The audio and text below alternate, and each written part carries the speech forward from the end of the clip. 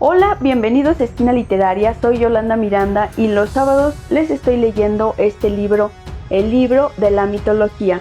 El día de hoy vamos a iniciar las lecturas correspondientes a la mitología de Europa del Norte y vamos a leer la introducción, espero que les guste. Mitología de Europa del Norte. Los mitos precristianos del norte de Europa no fueron tan bien recopilados como los de Grecia y Roma.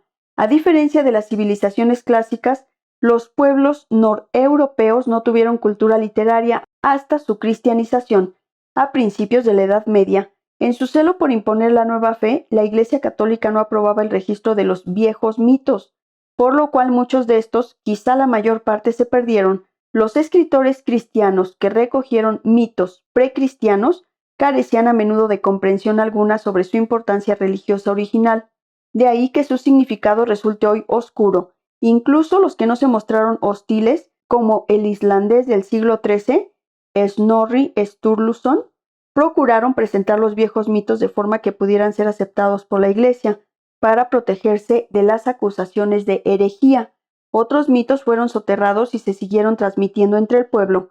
Con el tiempo, y a medida que perdían su relevancia pagana original, los mitos se convirtieron en relatos folclóricos.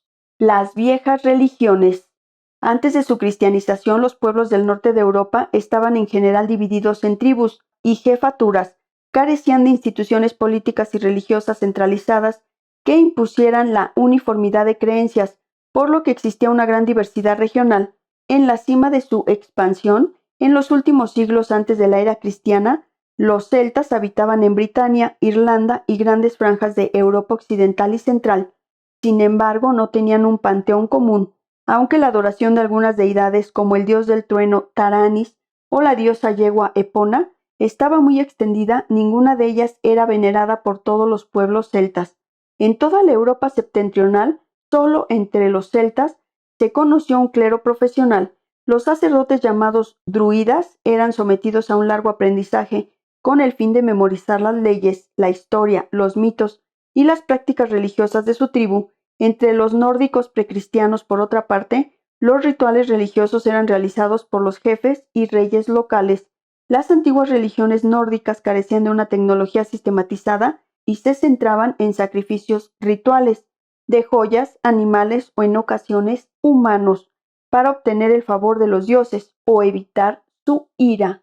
Orígenes históricos. Algunos de los mitos y leyendas más conocidos del norte de Europa se sitúan y probablemente se originaron en los años posteriores a la caída del Imperio Romano, siglo V después de Cristo. Las primeras leyendas sobre el rey Arturo, por ejemplo, lo presentaban como un heroico señor feudal que defendió a los celtas britones o britanos contra los germanos anglosajones que invadieron Britania tras la retirada de las legiones romanas en 410 después de Cristo. Tras la conquista normanda de 1066, escritores franceses e ingleses se apropiaron de Arturo para describirlo como un rey idealizado y caballeresco de toda Inglaterra. La leyenda nórdica del matadragones Sigfrido incluye personajes históricos reales que sitúan su origen en los siglos V y VI después de Cristo. Aunque los mitos y leyendas irlandeses tienen orígenes más antiguos, muchos de ellos también pueden situarse en un contexto histórico.